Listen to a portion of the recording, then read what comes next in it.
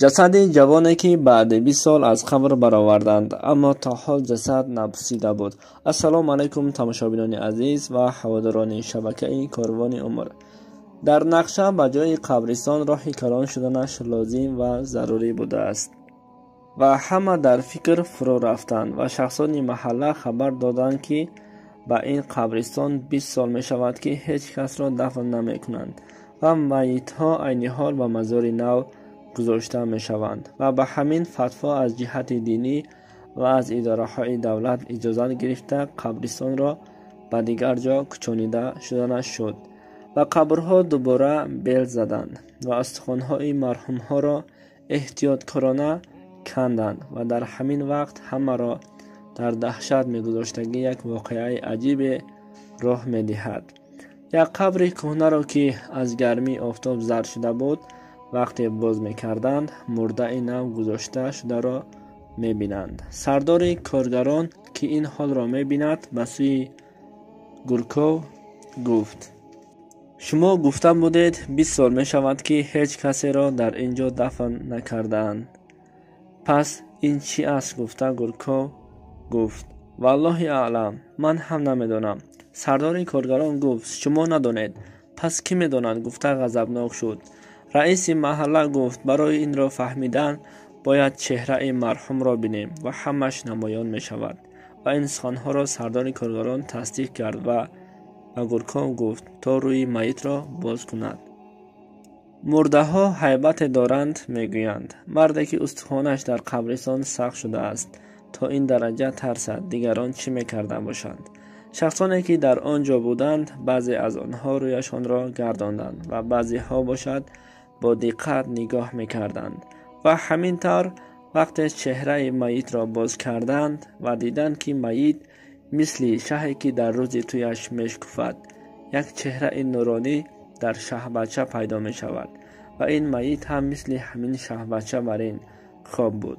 موسفیدان و جوانان این دهه همه از این حال در حیرت افتاده کلمه های ماشاءالله، استغفرالله، لا حول ولا قوة الا بالله را تکرار به تکرار می گفتند. یک موسفید به میت چقور نگاه کرد و گفت: این فرزند فلانی هست. پدرش عین حال زنده هست ولی پیر شده است. سردار کارگران پرسید: به این میت چند سال می شود که دفن کرده شده است؟ موسفید گفت: 20 سال می شود. اگر زنده می بود عین حال 40 ساله بود.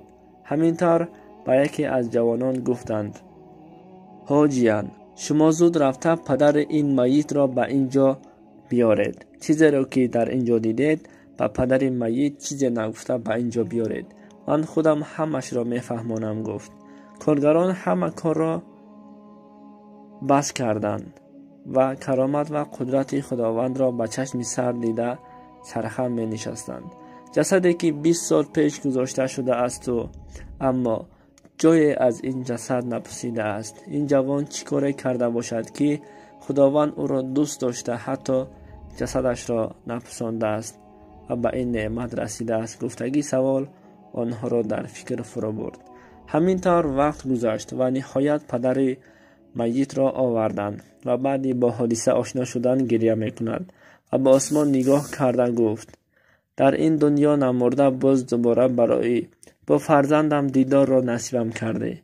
پروردگارا شکرانه ات که این نعمت را برایم روا دیدی. گفتم میت را آغوش گرفت و میگریست و همینطور آنها از پدر میت سوال کردند: سبب به این نعمت ها رسیدن پسرتان در چیست؟ بر ما کمی از او نقل میکردید. پدر گفت: پسرم هر سحر پیش از همه به نماز بامداد میخیست و وقتی که من میخواستم که او را بیدار کنم و الکی طهارت کرده بر نماز بامداد رفتن و مسجد آماده میشست و هر باره که من سحر نزد دروازه‌اش میرفتم او بر من سلام میداد و دستم را بوسه کرده من را آغوش میگرفت و میگفت که پدر جان ناز خواب کرده خستید و همینطور با یگان کس کاری نداشت و 5 وقت نمازش را میخواند اما با کسی کار نمیگرفت و شکرانه از آن میکنم که خداوند متعال این نعمت را به فرزندم و این نعمت بزرگ را بر من نصیب کرده است که من با فرزند خودم باز واخوردم. میگوید خب دوستان، در زندگی چقدر باشد خوبی کنیم و خوبی ما را به همین روزها انشاءالله که میرساند. السلام علیکم و رحمت الله و